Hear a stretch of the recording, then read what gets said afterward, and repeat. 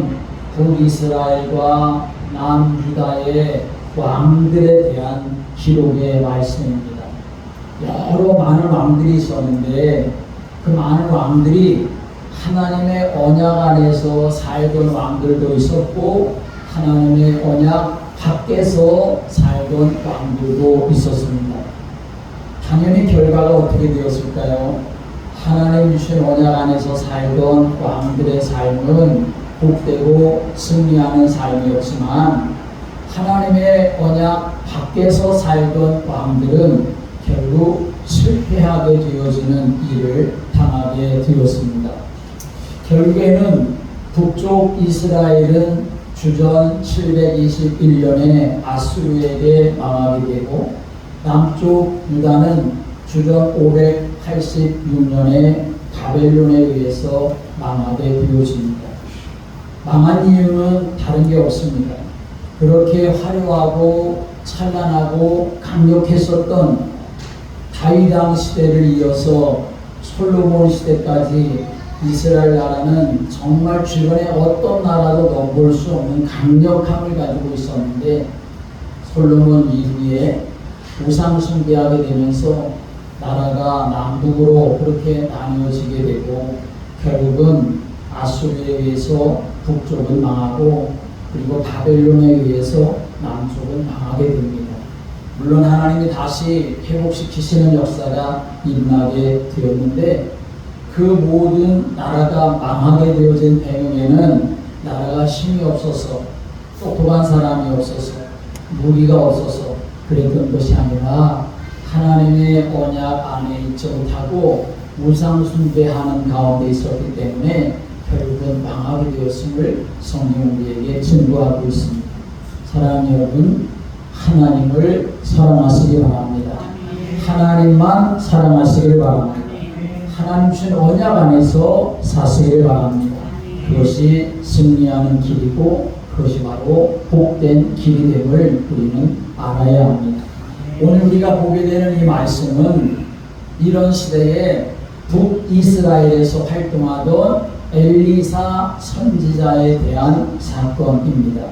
엘리야의 뒤를 이어서 이스라엘의 선지자로 엘리사가 부름을 받아 이제 하나님 주신 사명을 감당하게 되는데 아주 담대하게 그의 사역을 시작하게 되어집니다. 그런데 이 엘리사가 그렇게 담대하게 하나님의 부르심 앞에서 그 사역을 감당하게 되었던 것은 어떤 인간적인 자신만만함이 있어서가 아니라 하나님에 대한 확신이 그에게 분명했기 때문에 그런 삶을 살아가게 되었던 것이죠. 하나님 우리가 믿고 있지 않습니까? 그 믿음, 하나님에 대한 확신, 그것이 엘리사에게 분명했는데 하나님에 대한 확신은 두 가지로 말할 수 있습니다. 하나는 뭐냐면 내적인 확신이고 또 하나는 외적인 확신입니다. 하나님께서는 하나님의 사람들을 부르셔서 여러분들을 부르셔서 하나님의 자녀가 되게 하고 믿음의 삶을 살아가게 하시는데 하나님 먼저 그 안에다가 내적인 확신을 주신다는 사실을 우리가 분명히 알아야 합니다. 내적인 확신이라고 하는 것은 무엇이냐? 로마서 8장 16절의 말씀처럼 우리 안에 오신 성령님께서 우리의 영과 더불어서 하나님의 자녀가 된 것을, 우리가 하나님의 자녀가 된 것을 증언하신다라고 이렇게 말씀하고 있는 것처럼 내가 예수님을 내 안에 영접하면 성령님이 내 안에 들어오셔서 나에게 어떤 확신을 주시느냐, 이제 나는 하나님의 자녀야 라고 하는 확신을 주시게 되는 것입니다. 그것은 바로 내적인 확신이라고 말하는 거죠. 이제는 하나님께서 택한 자를 하나님은 결코 버리시지 않는다고 하는, 하나님께서는 반드시 약속하신 것을 이루신다고 하는 그런 확신을 우리에게 주시게 되는 것이죠. 이 내적인 확신이 있어야 신앙생활에 시작을 할 수가 있게 되는 것이고 흔들리지 않는 삶을 살아갈 수가 있게 되는 것입니다. 뿐만 아니라 하나님은 내적인 확신만 주시는 게 아니라 외적인 확신도 주시지요. 자, 이제 엘리야 선지자가 엘리사 후계자를 부를 때 어떻게 불렀습니까?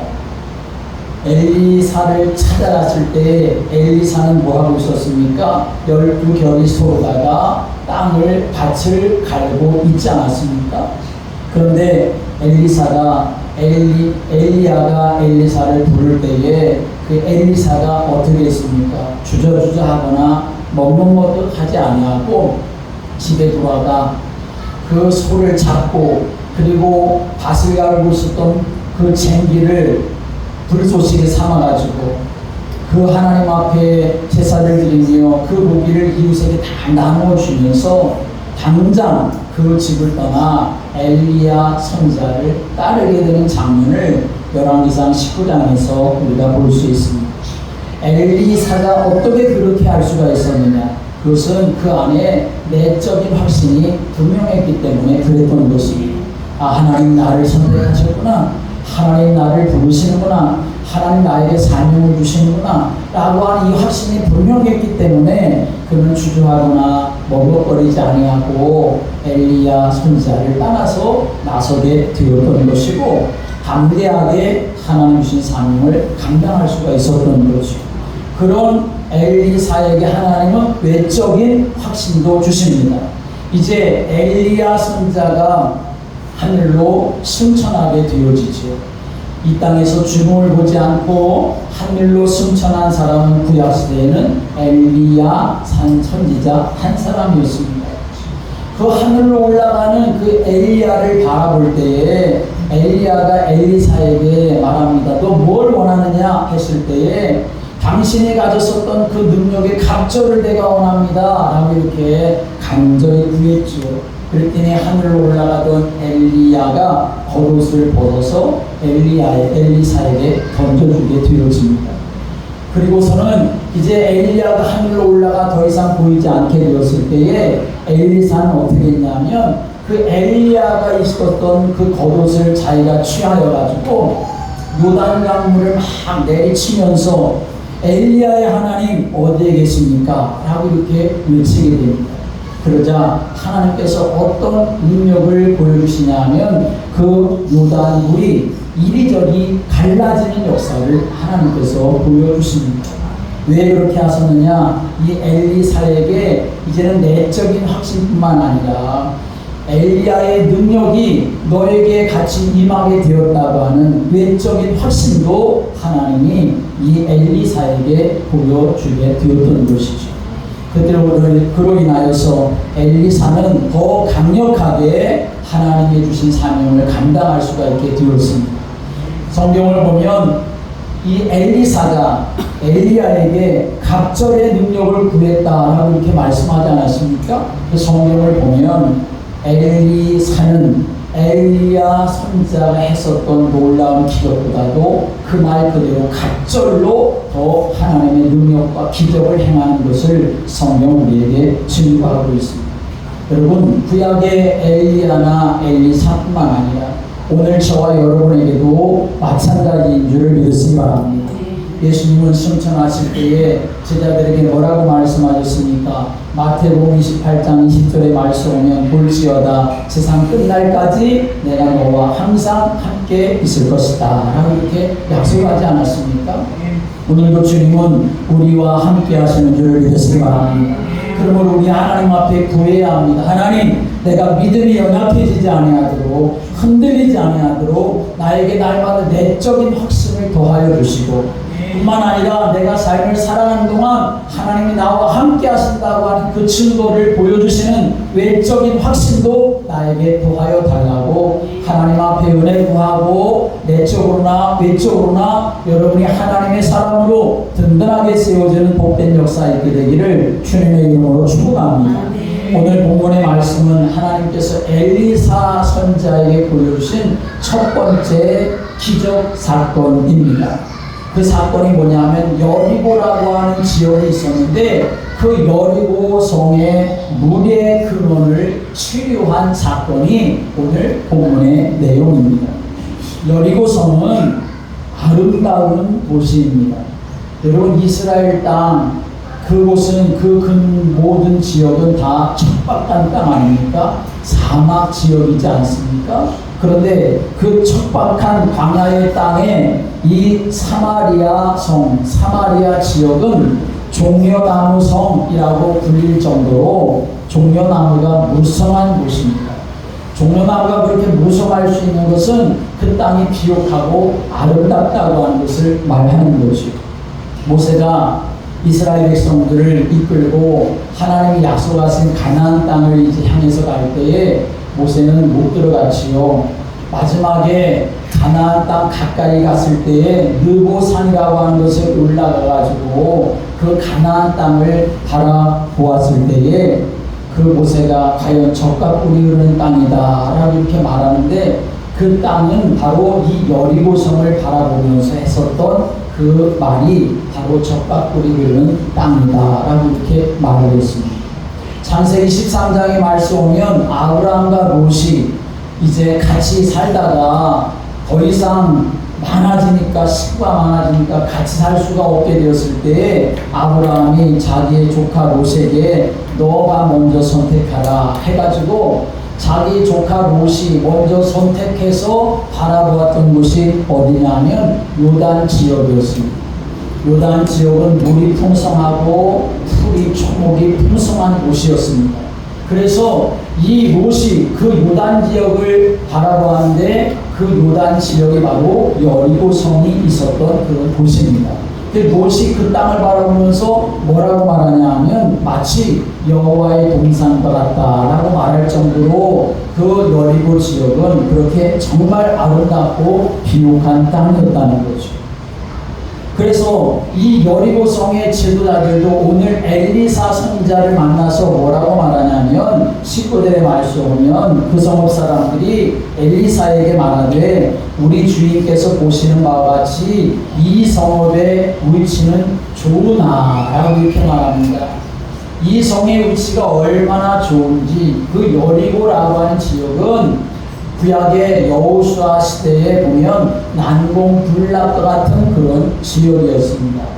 그래서 이스라엘 백성들이 도저히 점령할 수가 없는 곳이었기 때문에 하나님께서 여호수아에게 말씀하셔서 성을 하루에 한 번씩, 마지막으로는 7번 돌게 하셔서 완전히 무너뜨려 버리신 곳이 바로 여리고성 정도로 위치가 매우 좋은 곳이었던 것을 지금 엘리사에게 자랑하고 있지요. 그런데 위치가 매우 좋은 곳이었고 이제 종려나무가 가득한 곳이었지만 이 땅에는 심각한 문제가 있었던 것을 오늘 엘리사에게 말합니다. 그 문제가 뭐냐면 19절에 말씀 보면 물이 나쁨으로 포상이 익지 못하고 떨어지나이다 라고 이렇게 말하고 있습니다. 겉으로 보기에는 정말 아름다운 곳이었고 위치도 너무 좋은 곳이었지만, 그런데 여리고의 물이 오염되어서 사람과 가축이 그것을 마시면 유산을 하고 죽거나 또는 곡식이 열매를 맺지 못하고 떨어지는 그러한 일이 일어나고 있었던 곳이 지금 이 형편이었다는 거죠. 여러분, 오늘날도 마찬가지입니다. 세상에서 가장 아름답다고 하는 도시들도 다 문제를 안고 있죠. 훌륭한 문화, 다양한 종교, 높은 생활 수준, 그런 걸 다 가지고 있다고 말하지만, 그러나 사실은 그들의 가장 중요한 생명의 셈이 오염되어져 있는 것을 우리는 볼 수 있습니다. 겉으로 보기에는 화려하고 아름다운 것 같지만, 그러나 속을 들여다보면 정치는 너무나 부패하고, 그리고 교육에도 심각한 문제가 있고, 정말 이 시대의 모든 동성애라든지 또는 성적인 매매라든지 또는 심각한 마약의 문제 같은 것이 이 사회를 얼마나 심각하게 병들게 하고 있는지 모릅니다. 이런 문제는 비단 여리고성만의 문제가 결코 아니라는 것입니다. 어떤 한 도시만의 문제도 아니고 이 문제는 바로 각자 한 사람 한 사람 개인의 문제에게도 적용되어지는 일입니다. 겉으로 보면 저 사람은 참 잘 사는 것 같고, 저 사람은 참 부유한 것 같고, 겉으로 보면 저 사람은 아무 문제 없는 것처럼 보여지지만, 그러나 내면으로 보면 그 사람의 마음이 심각하게 병들어 있는 모습들을 많이 볼 수 있습니다. 성경에 나오는 한 사람, 대표적인 사람을 말하자면 나아만 장군이라고 말할 수가 있지요. 아람 나라를 위기에서 건진 전쟁 영웅이어서 그는 아람 나라의 그 왕으로부터 총애를 받던 사람이었고, 온갖 정말 화려한 그런 군복으로 자신의 몸을 감싸고 있었지만, 그러나 그 속에는 문둥병으로 정말 그 온몸이 문드러져 있는 것을 성경 우리에게 말하고 있지 않습니까? 날마다 그 몸이 썩어져 가고 있었고, 그 문제 때문에 고통스러워하는 것이 나아만 장군의 모습이었습니다. 여리고 성도 지금 같은 문제를 가지고 있었던 거죠. 자, 그런데 중요한 것은 그런 문제가 있는데 그런 문제를 자기 혼자 가지고 끙끙 앓고 있었던 것이 아니라 그 문제를 누구에게 가지고 왔냐면 하나님의 사람 엘리사에게로 가지고 왔다는 것입니다. 함께 하겠습니다. 문제를 엘리사에게로 가지고 왔습니다. 이 말이 무슨 말이겠습니까? 우리의 삶의 문제를 하나님께로 가지고 왔다라고 하는 의미가 되는 것입니다.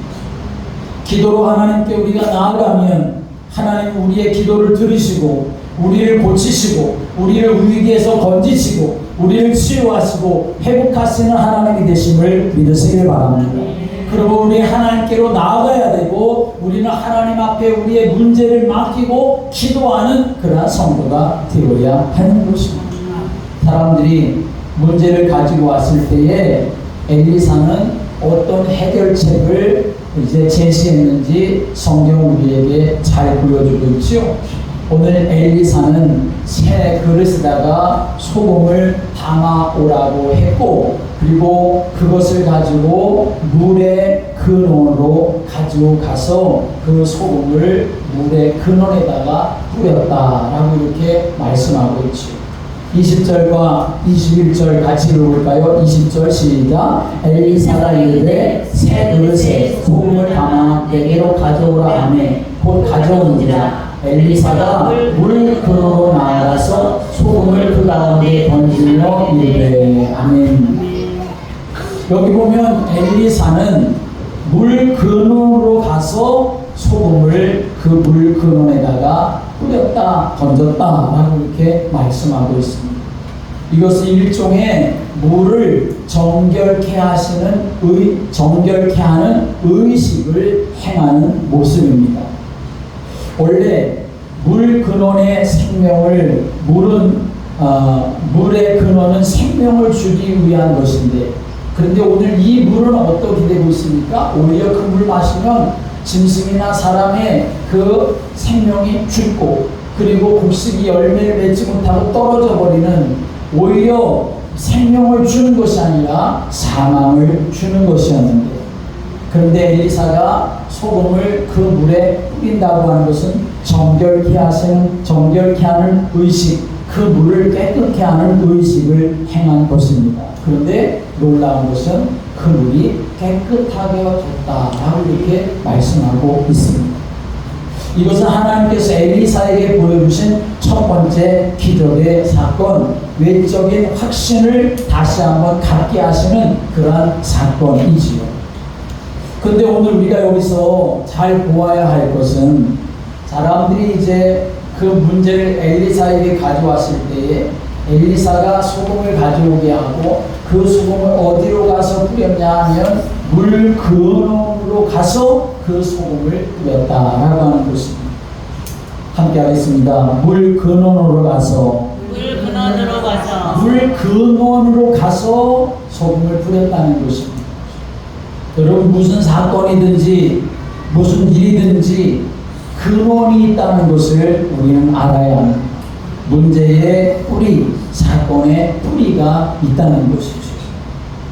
당시 여리고의 수질이 나빠서 수고하고 노력한 만큼 열매가 없다는 것도 마찬가지죠. 그 여리고 사람들은 그 물을 고치기 위해서 얼마나 애썼겠습니까? 도대체 이 물이 왜 그런 거야? 어떻게 하면 이 물을 고칠 수 있을까? 라고 온갖 방법을 다 생각해보고 또 시도도 해보지 않았겠습니까? 그런데 해결되지 않았습니다. 문제의 근원을 몰랐기 때문에 그런 것이죠. 그런데 엘리사는 어떻게 했습니까? 그는 물의 근원으로 나갔다는 것을 성경 우리에게 분명하게 말씀하고 있습니다. 현상을 바라보면서 그 현상 때문에 이렇게 저렇게 해결 방법을 찾으려고 했었던 것이 아니라 현상이 아니라 근원을 찾아서 치료하고 있는 것이 오늘 엘리사의 모습이죠. 우리도 마찬가지입니다. 근원을 찾아야 합니다. 눈에 보이는 현상만 고치려고 하면 금방 해결된 것 같다가도 다시 재발하고 똑같은 문제가 터지고 마는 거죠. 엘리야 시대에 3년 6개월 동안 가뭄이 계속되지 않았습니까? 우리나라도 지금 강릉 지역에 심각한 가뭄이 있다고 하죠. 그래서 이재명 대통령이 가서 시찰을 하면서 뭐라고 말했냐면 하늘만 믿지 말아라 라고 이렇게 말했다고 합니다. 인간적인 방법을 찾아보라고 그렇게 했다는 거죠. 근원이 무엇일까를 생각해 볼 수 있어야 하는데 이 엘리야 시대에도 마찬가지입니다. 3년 6개월 동안 비가 오지 않고 그 땅이 가물었지요. 사람들은 물을 찾아 헤맸습니다. 우물을 파기도 했습니다. 아방은 사람들을 풀어가지고 물이 어딨나 그것을 찾도록 그렇게 왕까지 나서서 그렇게 역사를 했습니다. 그런데 해결되지 않았습니다. 눈에 보이는 현상만 해결하려고 했기 때문에 도저히 해결되지 않았던 거죠. 그런데 그 시대에 하나님의 선지자 엘리야는 달랐습니다. 3년 6개월의 가뭄 원인이 어디에 있느냐? 이스라엘이 하나님을 떠난 것, 하나님 대신에 하나님을 바알로 알고 바알을 섬긴 것, 그것이 바로 3년 6개월의 가뭄의 문제라고 하는 것을 알게 되었던 거죠.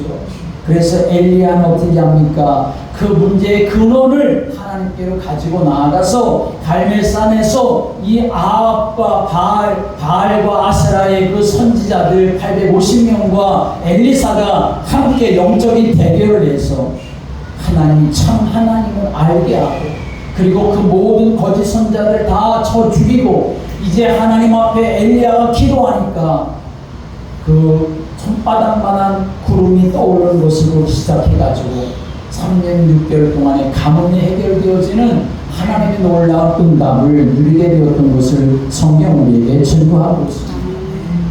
여러분, 우리가 믿음의 삶을 살아가는 데 있어서 우리는 너무나 주변적인 것, 현상적인 것에 마음과 생각 빼앗길 때가 너무나 많습니다. 그러나 오늘도 나의 근본, 나의 근원 어디에 있는가, 무엇을 붙잡아야 될 것인가를 우리가 분명히 붙잡고 나아갈 때에 하나님은 그 속에 역사하시고 일하시는 줄을 믿으시기 바랍니다. 어느 목사님의 글에 이런 내용이 있습니다. 어떤 여인이 위궤양으로 병원에 입원을 했습니다. 의사들이 잘 치료해서 퇴원을 시켰습니다. 그런데 얼마 후에 보니까 또 같은 병으로 이 병원을 또 이 여인이 방문하게 되었습니다.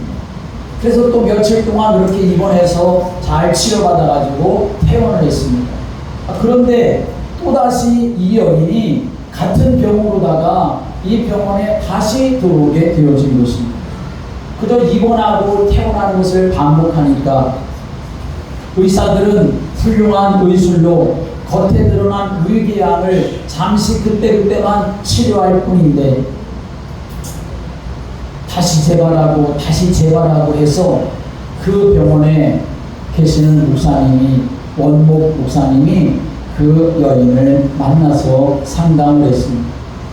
이야기를 쭉 하는 중에 이 여인은 마음의 문을 열고 자기 속 이야기를 하는데 무슨 이야기를 하냐면 이 여인은 남편과의 결혼을 후회하고 있었습니다.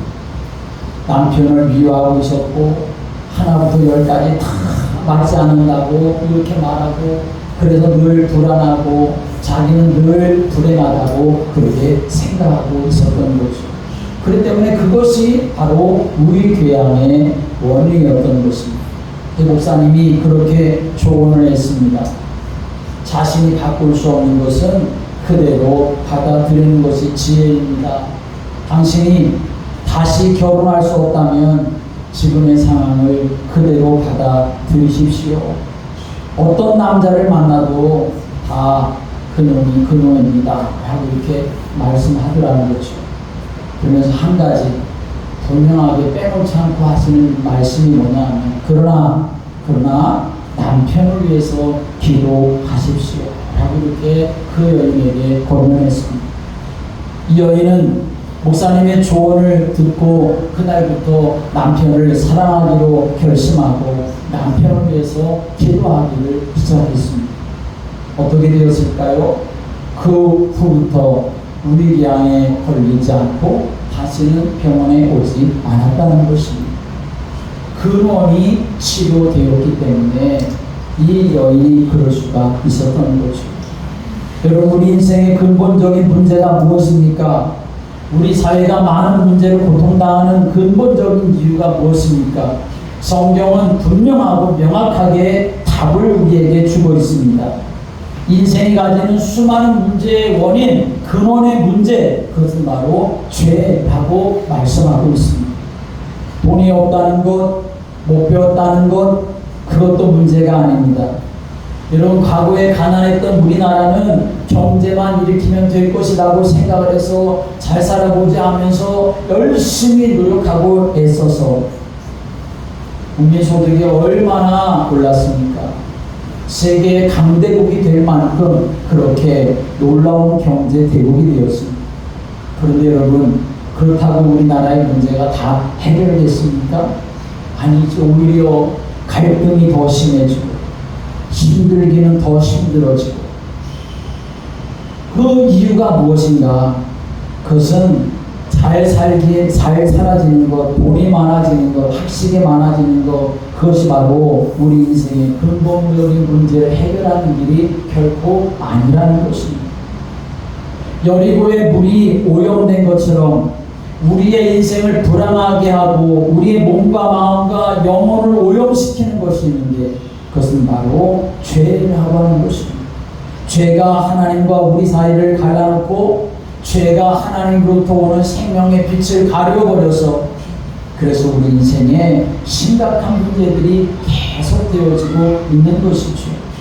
그래서 구약성경 이사야서의 말씀에 보면 이사야 선자는 이사야 59장 2절에서 이렇게 증거합니다. 오직 너희 죄악이 너희와 너희 하나님 사이를 갈라놓았고 너희 죄가 그의 얼굴을 가리어서 너희에게서 듣지 않으시게 함이니라 라고 말씀했습니다. 하나님과 우리 사이를 갈라놓는 것, 가로막히게 하는 것, 그건 죄다라고 하는 것을 말씀하는 거죠. 사도 바울도 로마서에서 말씀합니다. 모든 사람이 죄를 범하였음에 하나님의 영광이 이르지 못하더니 라고 말하고 죄의 삭은 사망이다 라고 이렇게 증거하고 있습니다. 우리 인생의 근본적인 문제는 죄입니다. 그러므로 인생의 문제를 해결하려면 어떻게 합니까? 죄를 회개하고 하나님께로 돌아와야 하는 것입니다. 창조주 하나님만이 우리 인생의 죄의 문제 해결할 수 있고 우리에게 생명을 부여해 주실 수 있는 분이시기 때문에 그렇습니다.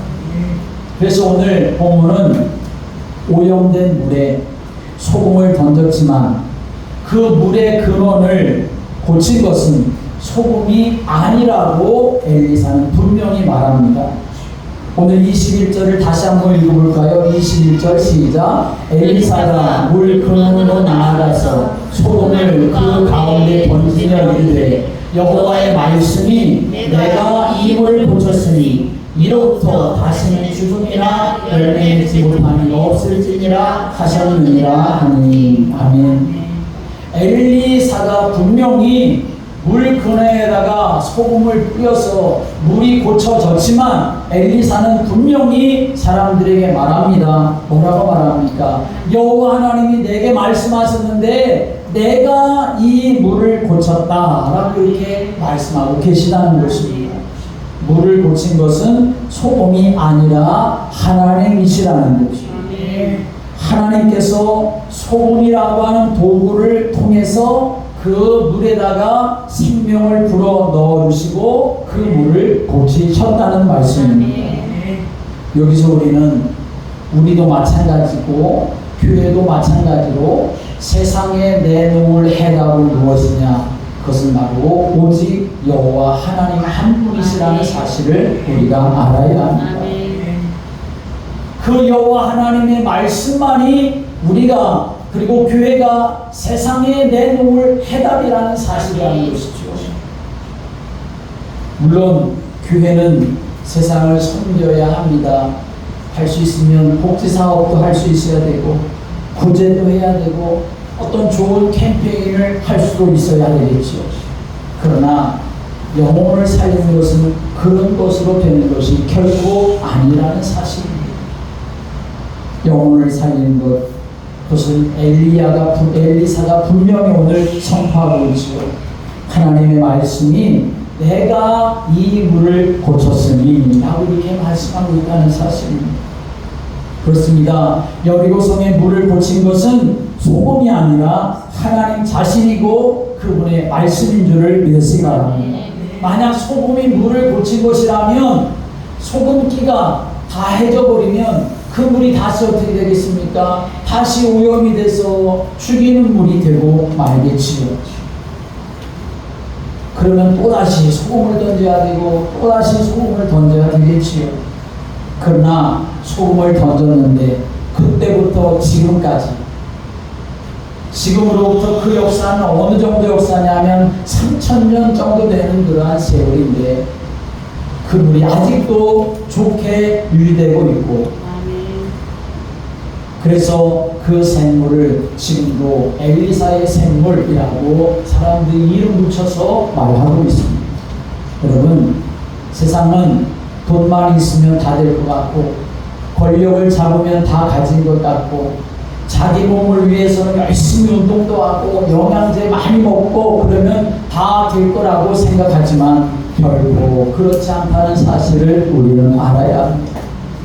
우리 인생의 근원적인 문제, 죄와 죽음의 문제, 사단과 지옥의 문제 해결하지 아니하면 우리 인생은 아무리 내가 많이 가지고 있다 하더라도 결코 그것이 복이 될 수가 없고 영원한 천국이 우리에게 보장될 수도 없는 것입니다. 창조주 여호와 하나님만이 우리 인생을 치유하시고 회복시켜 주실 수 있는 줄을 믿으시기 바랍니다. 그 하나님은 지금도 살아계십니다. 그 하나님은 지금도 온 세상을 통치하고 계십니다. 그 하나님은 지금도 우리와 함께하고 계십니다. 그래서 엘리사는 바알이 강력한 힘을 발휘하는 그 세상 한가운데서 여호와 말씀이 내가 이 물을 고쳤으니 라고 강력하게 선포하고 있는 것입니다. 병든 세상, 병든 영혼을 고치실 수 있는 것은 바알이 아닙니다. 돈도 아니고 권력도 아닙니다. 오직 창조주 여호와 우리 하나님만 우리 인생을 고치시고 치유할 수 있는 줄을 믿으시기 바랍니다. 그러므로 우리는 무엇보다도 이 세상 한가운데에 우리가 보여줄 수 있는 것은 하나님이 되어야 되고 하나님의 말씀이 되어야 합니다. 그럼 우리는 하나님 앞에 기도해야 합니다. 하나님, 내가 이 가정 속에서, 내가 이 세상 가운데서, 내가 이 직장 가운데서 내가 하나님을 보여줄 수 있는 사람으로 나를 사용해 달라고 하나님 앞에 기도하며 그런 믿음의 사람으로 세워지기를 주님의 이름으로 축복합니다. 자, 그런데 오늘 본문의 말씀에서 엘리사가 그 물 근원에다가 던진 이 소금은 오늘날 무엇을 의미하는 것이고 상징하는 것일까요? 그것은 하나님께서 물이 오염된 병든 여리고성을 치유하기 위해서 물 근원에다가 소금을 던지라고 하신 것처럼 부패하고 오염된 이 땅을 고치시기 위해서 하나님은 구원자를 보내셨는데 바로 그분이 예수 그리스도이십니다. 복음서를 보면 이 땅에 오신 예수님은 마치 의사가 병든 자를 치료하듯이 병든 인생을 고쳐주셨습니다. 나병 환자 고치시고, 맹인을 고치시고, 귀신 들린 자를 고치시고, 온갖 질병에 시달린 자를 다 고치셨습니다. 가난한 자와 멸시받는 자, 죄인들과 세리들까지도 그들의 인생을 다 고치셨습니다. 예수님은 그야말로 치료자이시고 고치시는 분으로 이 세상에 오신 것이죠. 그러나 예수님이 이 세상에 오신 가장 본질적인 목적은 무엇이냐? 육신의 질병만이 아니라 죄로 인해서 그 영이 죽고 병든 인생을 구원하시기 위해서 예수님이 이 세상에 오신 것입니다. 예수님이 이 세상에 오셔서 하신 가장 중요한 일은 우리 인간의 근원적인 문제, 다시 말하면 죄의 문제, 하나님을 떠난 이 문제, 사단에게 종노릇하며 삶을 살아가는 이 문제 해결하시기 위해서 그리스도가 되어서 십자가에서 대속의 제물이 되심으로 피 흘려 죽으심으로 우리의 죄 문제를 해결하시고 사단의 일을 다 멸하시고 하나님 만나는 길을 열어주셨기에 오늘도 우리를 치유하시고 회복시켜 주실 수 있는 분은 오직 한 분 예수 그리스도인 줄을 믿으시기 바랍니다. 병든 여리고성을 치유하기 위해서 엘리사가 그 물 근원으로 나아가서 소금을 그 가운데 던진 것처럼 하나님은 죄로 인해서 그 영이 죽고 병든 인생을 치유하시기 위해서 예수님을 이 세상에 그리스도로 보내주신 것입니다. 그러므로 그 예수님을 내가 마음에 영접하고 그 예수님을 내가 받아들이게 되어질 때에 참빛 되신 예수님이 내 안에 오셔서 나와 함께 하심으로 인하여 내가 그 은혜의 축복을 누리는 믿음의 사람으로 살아갈 수가 있게 되는 것입니다. 저와 여러분이 지금까지 주님과 함께하며 믿음의 삶을 살아왔지만 앞으로도 계속 우리의 삶에 어떤 일이 일어날지 누가 장담할 수 있습니까? 마귀는 호시탐탐 우리를 쓰러뜨리고 넘어뜨리려고 작은 문제를 가지고도 믿음을 없이 하려고 그렇게 역사하는 이 시대에 우리가 살고 있는데 나를 치유하실 수 있는 분, 나를 회복시키실 수 있는 분, 나를 은혜 안에서 강건하게 하실 수 있는 분은 오직 예수 그리스도 한 분 살아계신 여호와 하나님이라는 사실을 붙잡고 날마다 그분과 함께함으로 인하여서 거듭남의 축복, 하나님 닮은 축복을 드리는 믿음의 성도들 되시기를 주님의 이름으로 축복합니다. 기도드리겠습니다. 하나님 아버지, 엘리사를 통하여 여리고성의 물을 근본적으로 치유하셨던 하나님, 오늘도 그 하나님이 살아계셔서 우리와 함께 하시는 줄을 믿습니다. 그 하나님 오늘도 이 땅에 예수님이 그리스도라고 하는 언약을 주셔서 오늘도 그 언약 붙잡는 자마다 하나님의 자녀가 되어지고 영원한 천국의 축복을 누리도록 은혜를 베풀어 주시는 줄을 믿습니다.